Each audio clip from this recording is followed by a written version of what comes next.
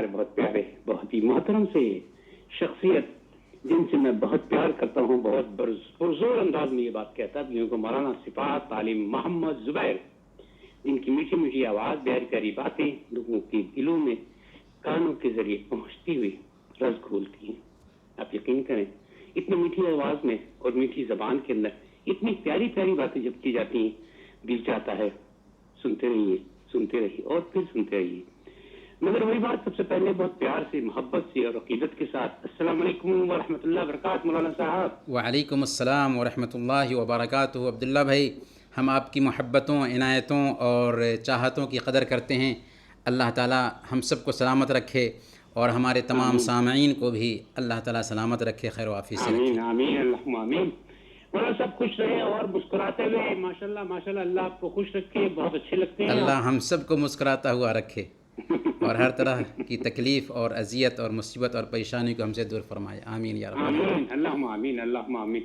خاص طور پر مولانا صاحب اکثر و بیشتر جتنے بھی میں عالم دین سے میری جان پہچان ہے، جن سے میری محبت ہے، جن سے عقیدت ہم لوگ رکھتے ہیں، تمام سے بس میں ایک ہی دعا کرنے کے لیے ضرور کہا کرتا ہوں کہ اس کرونا وبا سے نجات کا طریقہ اور ایسی دعائیں مانگے کہ یہ تو پوری دنیا سے عالم ہے، پورے عالم سے ختم ہو جائے کسی طرح۔ جی ہاں بالکل، اللہ رب العالمین کی طرف سے یہ آفت آئی ہے اور یہ دعا ہی ہے جو اس آفت کو ٹال سکتی ہے۔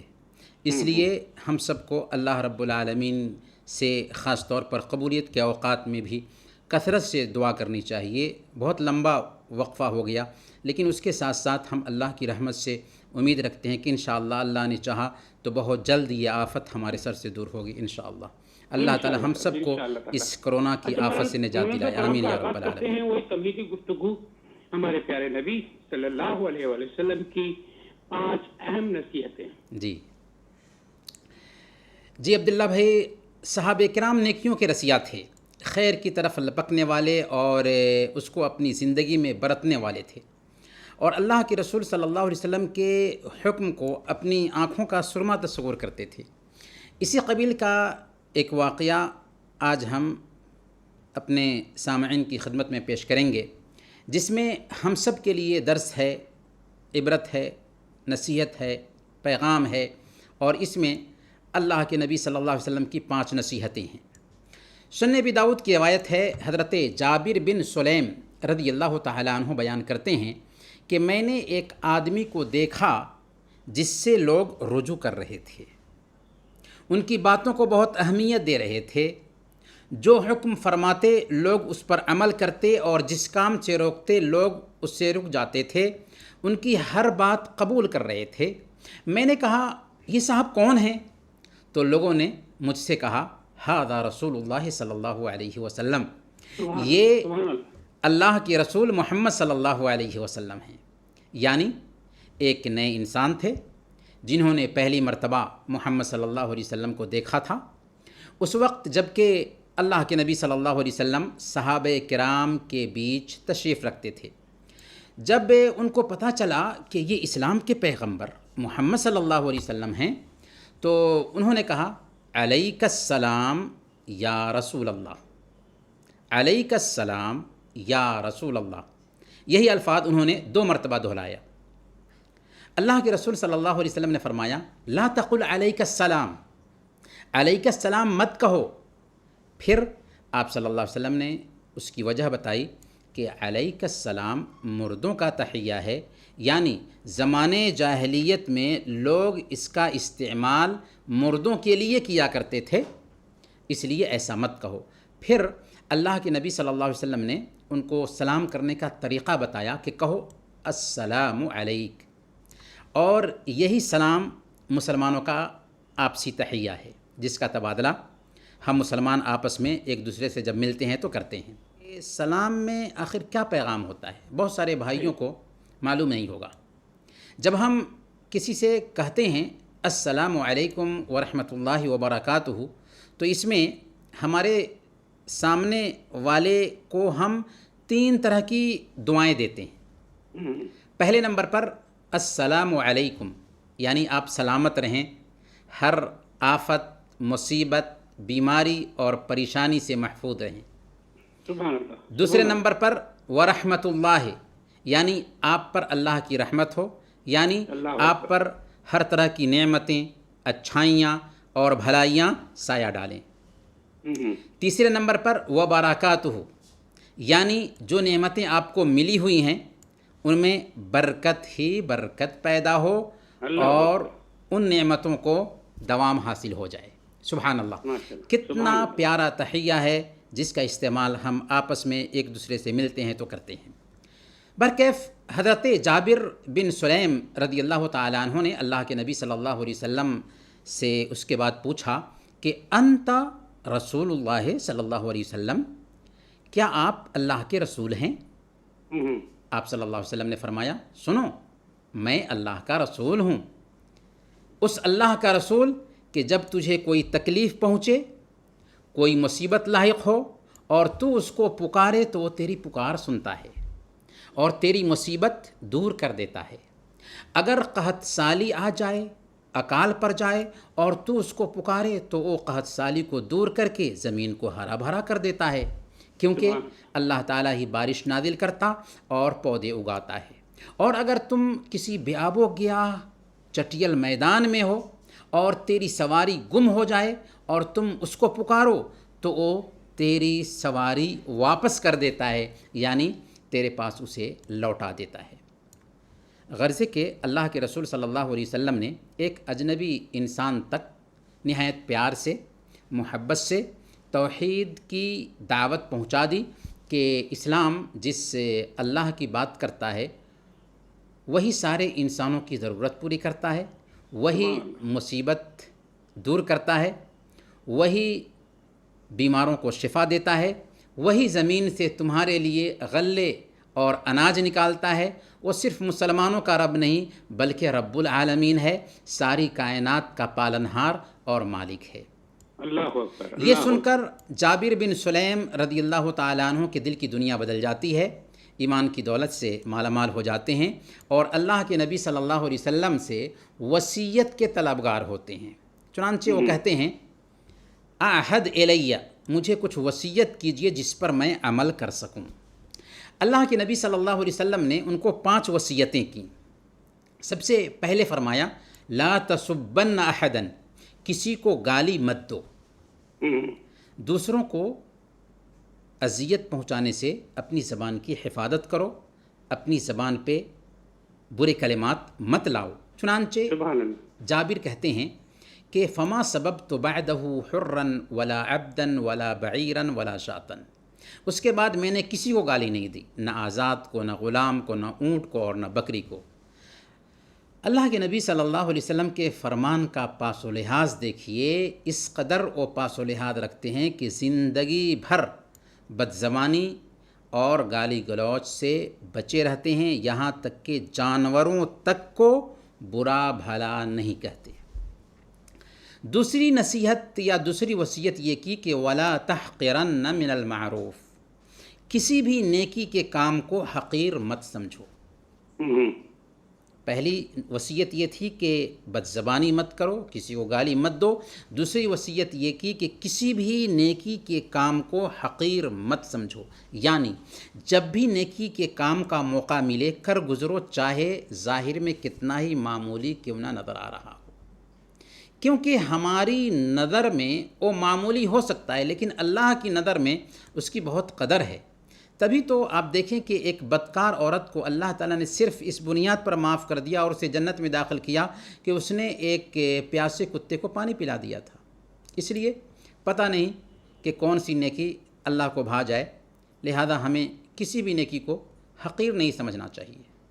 راستے سے ہم گزر رہے ہیں، راستے میں کوئی تکلیف دہ چیز تھی، اسے راستے سے ہٹا دیں، بہت بڑی نیکی کا کام ہے۔ آپ کے پاس معمولی رقم ہے، بہت ہی معمولی، اسے بھی اللہ کے راستے میں خرچ کرنے میں جھجک محسوس نہ کریں، کیونکہ اللہ کو کیفیت مطلوب ہے، کمیت مطلوب نہیں ہے۔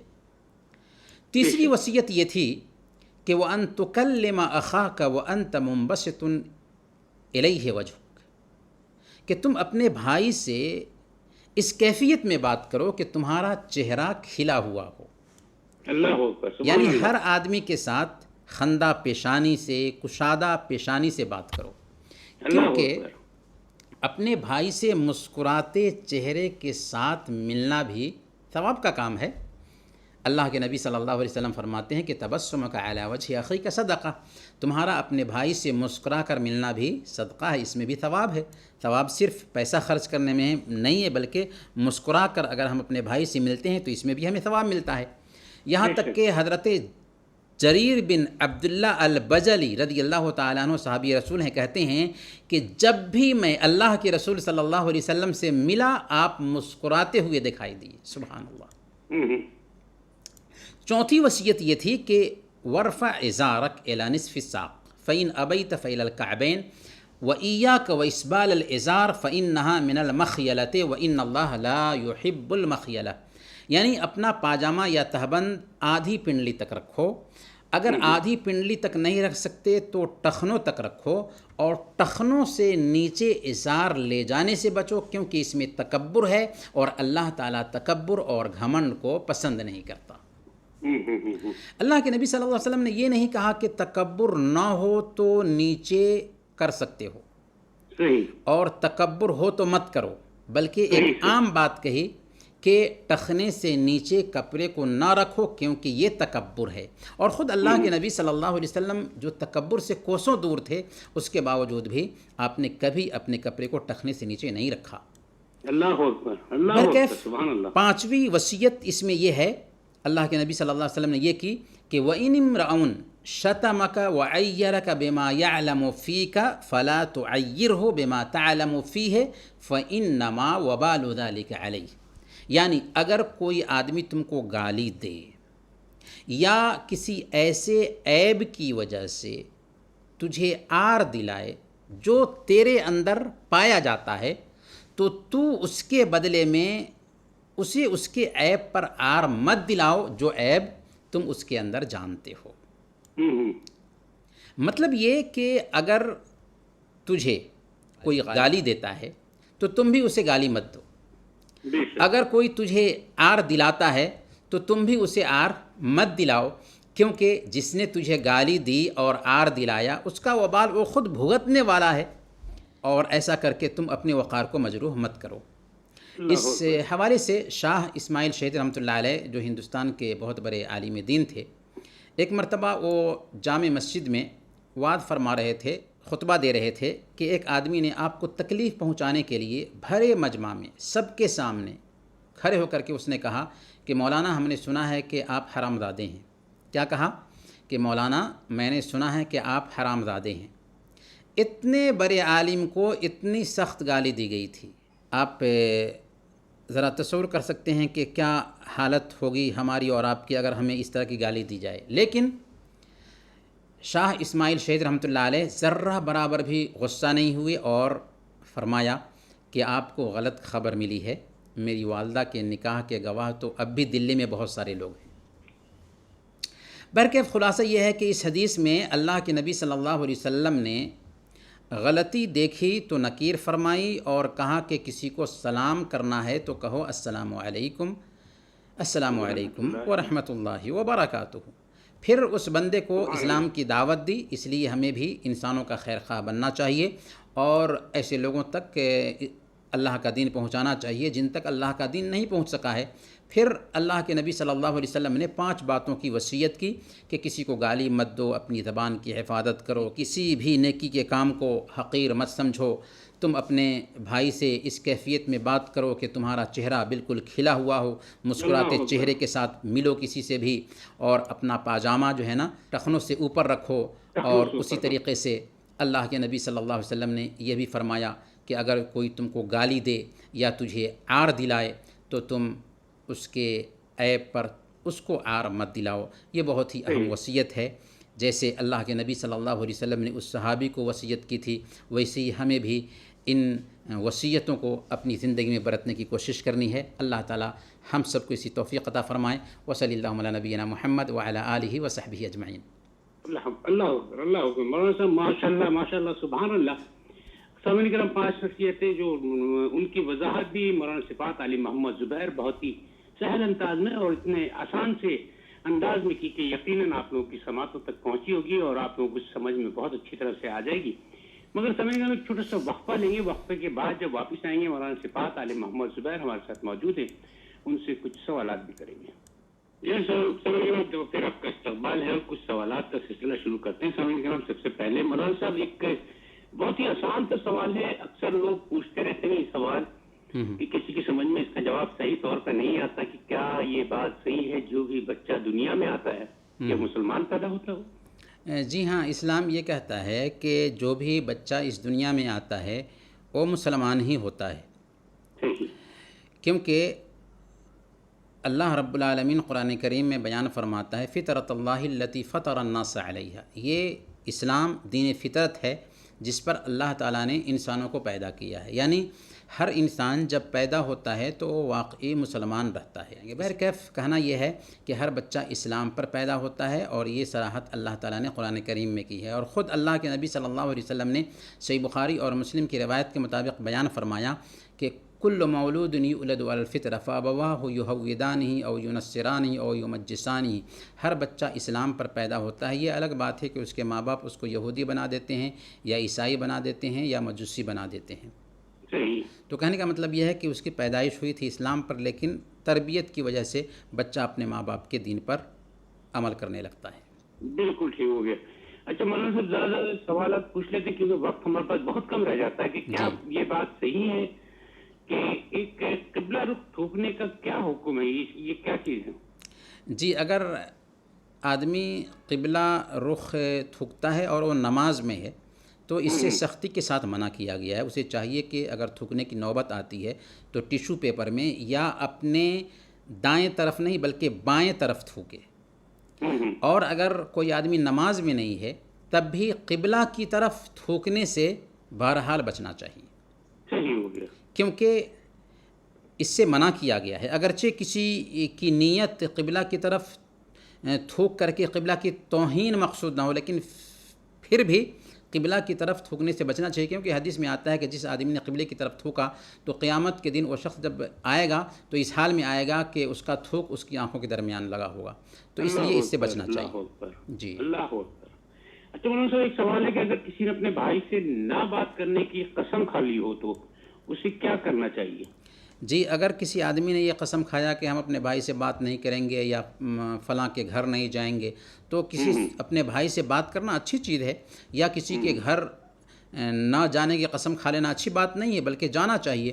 تو اگر اس طرح سے اچھے کام کو ترک کرنے کی کوئی قسم کھا لیتا ہے تو حدیث میں رہنمائی یہ کی گئی ہے کہ وہ اپنی قسم کا کفارہ دے اور وہ کام کرے. گویا کہ اگر کسی نے یہ قسم کھایا کہ میں اپنے فلاں بھائی سے بات نہیں کروں گا تو اس کو چاہیے کہ قسم کا کفارہ دے اور اس سے بات کرے. قسم کا کفارہ کیا ہوگا؟ 10 مسکین کو اوسط درجے کا کھانا کھلا دے, یا ان کو کپڑے پہنا دے, یا ایک غلام آزاد کرے. تو غلام آزاد کرنے کا تصور نہیں ہے, 10 مسکین کو کھانا کھلائے یا ان کو کپڑے پہنائے. اگر یہ طاقت نہیں ہے تو 3 روزے رکھے. اچھا مولانا صاحب ایک سوال یہ بھی ایک بھائی نے پوچھا کہ پیر کے میں بہت درد رہتا ہے, علاج بتا دیں, اور رات میں ان کا بچہ بہت روتا ہے, اس کا بھی کوئی علاج اگر ہو سکتا ہے تو بتا دیں. جی, اگر پیر میں درد رہتا ہے تو سب سے پہلے تو ہم یہ عرض کریں گے کہ ڈاکٹر کو دکھلائیں. ہو سکتا ہے کہ کوئی بیماری ہو جس کی وجہ سے یہ درد ہے, لیکن اس کے ساتھ ساتھ روحانی علاج کرنے کا بھی اہتمام کرنا چاہیے. جسمانی علاج کے ساتھ ساتھ روحانی علاج میں بھی فائدہ ہے. چنانچہ ایک اس حوالے سے روایت آتی ہے, حضرت عثمان بن ابی العاص رضی اللہ تعالیٰ عنہ ایک مرتبہ اللہ کے نبی صلی اللہ علیہ وسلم کے پاس آتے ہیں اور وہ کہتے ہیں کہ جب سے میں نے اسلام قبول کیا ہے میرے جسم کے فلاں جگہ پر بہت درد رہتا ہے. تو اللہ کے نبی صلی اللہ علیہ وسلم نے ان سے کہا کہ تم اپنے درد کی جگہ پر انگلی رکھو اور 3 مرتبہ کہو بسم اللہ. یعنی جہاں پر درد ہے وہاں پر انگلی رکھ کر کے 3 مرتبہ بسم اللہ کہیں, اور اس کے بعد آپ نے فرمایا کہ 7 مرتبہ کہو اعوذ باللہ وقدرتہ من شر ما اجد واحاذر. کیا کہنا ہے؟ 7 مرتبہ کہنا ہے اعوذ باللہ وقدرتہ من شر ما اجد واحاذر. تو ہمیں بھی یہ عمل کرنا چاہیے, یعنی جہاں پر درد ہو رہا ہے وہاں پر انگلی رکھیں, بسم اللہ 3 مرتبہ کہیں اور 7 مرتبہ کہیں اعوذ باللہ وقدرتہ من شر ما اجد واحاذر. انشاءاللہ فائدہ ہوگا. اور جہاں تک بچے کی بات ہے کہ بچہ کے حوالے سے کہ وہ بہت روتا ہے، تو ہو سکتا ہے کہ فطری عمل بھی ہو، لیکن اگر فطری عمل نہ بھی ہے تو دم کرنا چاہیے بچوں کو، سورہ اخلاص، سورہ معوذتین یعنی سورہ الناس، سورہ الفلق وغیرہ پڑھ کر کے بچے پر دم کریں۔ اور خاص طور پر ایک دم جو اللہ کے نبی صلی اللہ علیہ وسلم حسن اور حسین رضی اللہ عنہما کو کیا کرتے تھے، اس دم کا اہتمام کرنا چاہیے، اپنے بچوں کو ہمیشہ یہ دم کرنا چاہیے، نہیں کہ شکایت ہونے کے بعد ہمیشہ یہ دم کرنا چاہیے، کیونکہ اللہ کے نبی صلی اللہ علیہ وسلم نے یہ دم کیا حسن اور حسین کو، اور کہا کہ ابراہیم علیہ السلام اپنے دونوں بیٹوں یعنی اسماعیل اور اسحاق علیہ السلام کو دم کیا کرتے تھے۔ دعا کیا ہے؟ اعوذ بکلمات اللہ التامہ من کل شیطان وہامہ ومن کل عین لامہ۔ دوبارہ سن لیں، اعوذ بکلمات اللہ التامہ من کل شیطان وہامہ ومن کل عین لامہ۔ یہ دعا پڑھ کر کے دم کرنا چاہیے اپنے بچوں پہ۔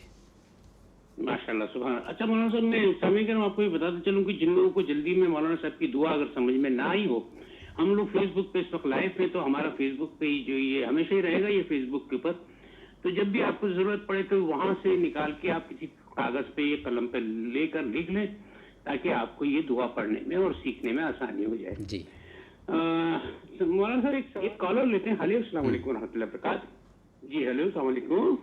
وعلیکم السلام۔ جناب نام کیا ہے آپ کا؟ محمد معراج۔ معراج میں خوش رہا کیجیے، پوچھیے مولانا صاحب سے کیا پوچھیں گے؟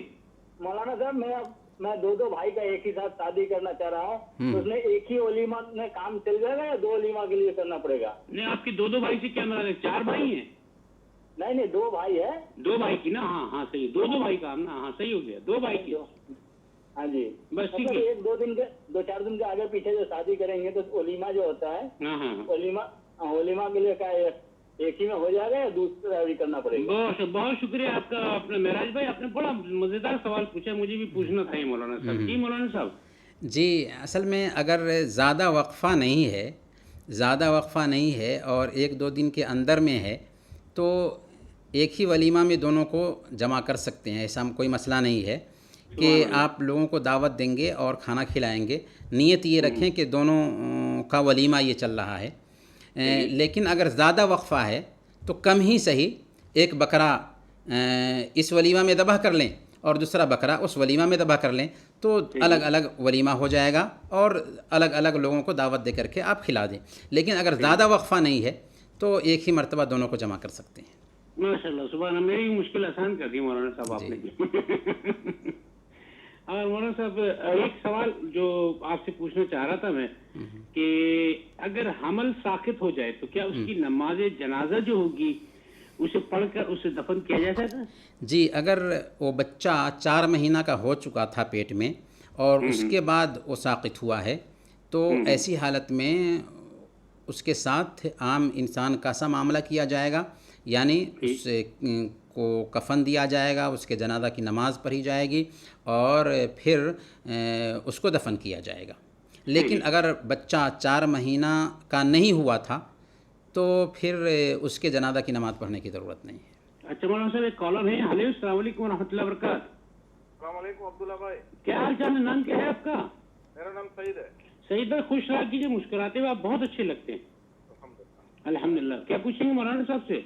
جی میں مولانا صاحب سے یہ پوچھنا چاہتا ہوں کہ جب نماز گھر میں اکیلے پڑھتے ہوئے کیا سورہ جو فاتحہ ہے جو بھی سورہ پڑھتے ہیں اس کے آواز سے پڑھ سکتے ہیں یا اپنے دل میں پڑھ سکتے ہیں جب گھر میں نماز پڑھتے ہو؟ فرض نماز کی بات کر رہے ہیں آپ؟ جی بس ٹھیک ہے، ابھی پوچھ لیتے مولانا صاحب سے، ٹھیک ہے؟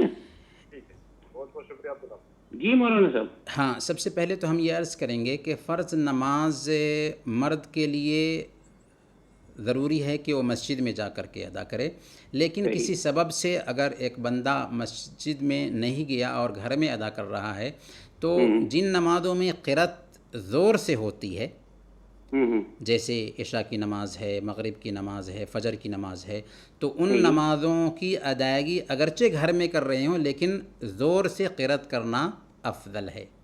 اور جن نمازوں میں قرأت آہستہ ہوتی ہے جیسے عصر کی نماز ہے اور ظہر کی نماز ہے، تو ان نمازوں میں گھر میں بھی ان کی ادائیگی کر رہے ہوں تو قرأت آہستہ سے افضل کر دیتا ہے۔ اللہ تعالیٰ سے ہم اخیر میں دعا کرتے ہیں کہ الہ العالمین تو ہم سب کے مسائل حل فرما دے، ہمارے آل و اولاد کی حفاظت فرما، ہم سب کو زندہ رکھنا تو ایمان پر زندہ رکھنا، وفات دینا تو ایمان پر وفات دینا۔ وصلی اللہ علی نبینا محمد وعلی آلہ وصحبہ اجمعین۔ اللہم آمین۔ سرنگرم کوئی چیز ہمارا آج کا وقت ختم ہو جاتا ہے، بیچ میں کوئی پھر حاضر ہوئے، اس وقت تک کے لیے اجازت دیجیے۔